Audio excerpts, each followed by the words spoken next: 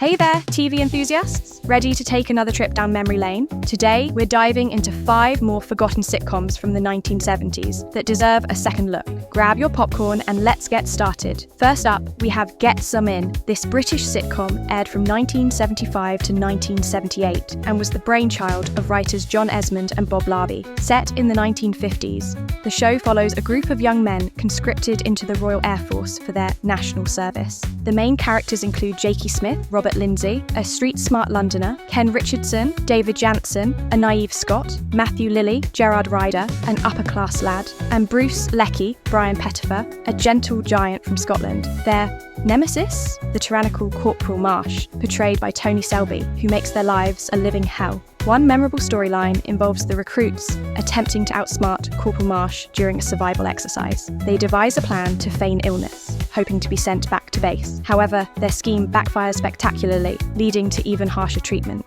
Despite its humorous take on military life, the show was cancelled after 5 series, possibly due to changing audience tastes and the end of national service, making the premise less relatable. Mission accomplished, Corporal!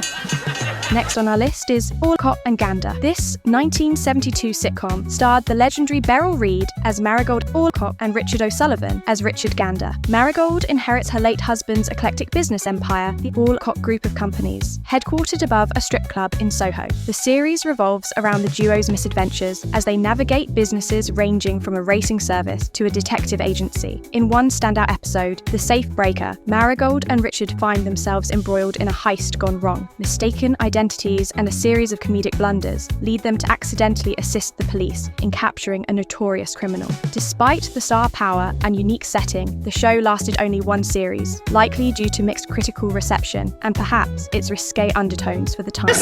There's something for your trouble. Oh, it's very nice of you, madam. A mint humbug. Moving on, let's talk about Lollipop Loves Mr. Mole, airing between 1971 and 1972. This sitcom featured Peggy Mount as the domineering Maggie Robinson, the Lollipop, and Hugh Lloyd as her meek husband, Reg Robinson, the Mr. Mole. The couple's tranquil life in Fulham, London, is disrupted when Reg's brash brother, Bruce, Rex Garner, and his hypochondriac wife, Violet, Pat Coombs, move in. The comedic tension between the couples provided plenty of laughs. One particularly memorable episode, A Marked Man, showcases the household's nocturnal chaos. Maggie struggles to sleep next to Reg, while in the adjacent room, Bruce faces similar issues with Violet. The situation escalates when a television set mysteriously disappears, leading to a series of misunderstandings and humorous confrontations. Despite its charm, the show concluded after 2 series, possibly due to shifting audience preferences. What I want to know is what is wrong with my television!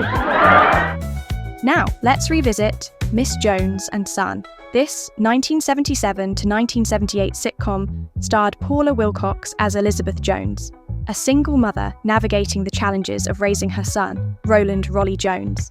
With support from her neighbour and friend, Geoffrey, Christopher Beanie, Elizabeth faces societal judgments, parental pressures from her own parents, Charlotte Mitchell and Norman Bird, and the complexities of single parenthood. In a notable episode, Elizabeth contemplates returning to the workforce. She juggles job interviews, childcare dilemmas, and unsolicited advice from her well-meaning parents. The episode highlights the societal challenges single mothers face during that era. The show offered a progressive look at single motherhood during a time when it was still a taboo subject. Despite its forward-thinking premise, it lasted only 2 series, perhaps due to its niche subject matter. And this is the bathroom. You'll be able to lock yourself in here with a newspaper in a few years' time, won't you? Finally, we have Odd Man Out.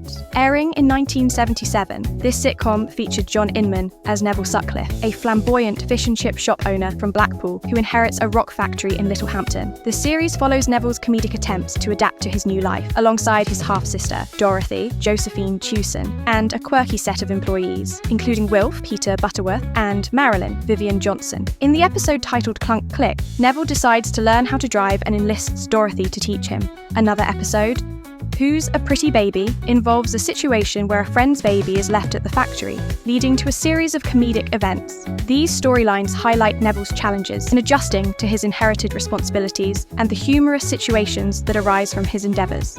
Despite the talented cast, the show lasted only 1 series, possibly due to competition from other popular programmes at the time. We've got a slight problem with the sugar. What's wrong with the sugar? We haven't got any. And there you have it. 5 more sitcoms from the 1970s that may have slipped under your radar but are worth exploring. Which one piqued your interest? Let us know in the comments below, and don't forget to like and subscribe for more nostalgic TV trips.